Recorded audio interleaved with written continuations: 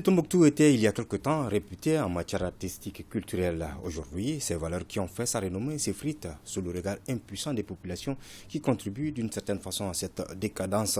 Au rang de ce patrimoine artistique et culturel, les danses, maillon essentiel. Najim Baba Sissé a fait le constat.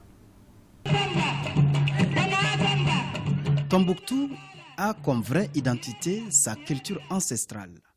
Un ensemble de valeurs que les multiples générations qui se sont succédées ont jalousement conservées afin de les transmettre aux plus jeunes. Parmi ces merveilles, on peut citer les danses traditionnelles dont chaque quartier ou corporation professionnelle de la mystérieuse possède ses propres caractéristiques. Djingaréber a toujours été présenté comme le quartier des bouchers, Sonkoré comme le quartier des grands maçons, Sarekena comme le quartier des cultivateurs, Abarayou celui des mineurs, ainsi de suite.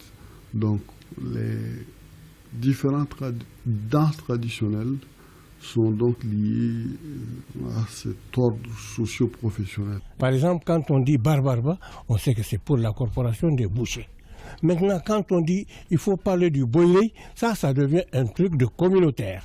Quand on dit il faut parler de Keikadjika, ça veut dire un truc de associatif. Le Dimba de Sankoré, le Hala de Sarekena ou encore le Djaba de Belafarandi. Autant de chants de réjouissance forgés et légués par nos aïeux. Aujourd'hui, la culture de notre ville est la plus précieuse de nos valeurs, car un pays sans culture n'est rien du tout. Nos enfants qui sont avec nous sont en train d'être encadrés dans ce sens. Les populations laisseront-elles mourir ce qu'elles ont de plus cher? Non.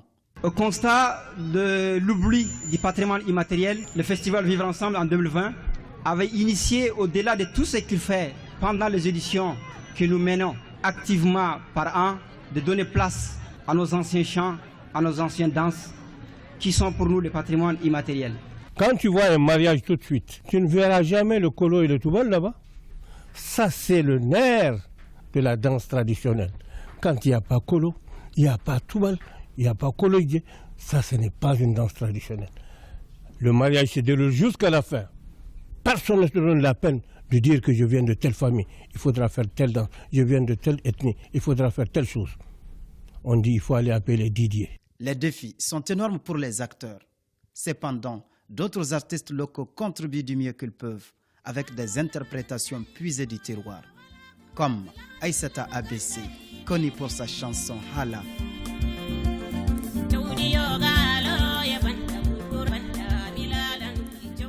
Ça, c'est une tâche municipale, parce que la municipalité ne doit pas laisser ses œuvres disparaître. Ils ont une commission culturelle. Cette commission doit prendre ça en charge.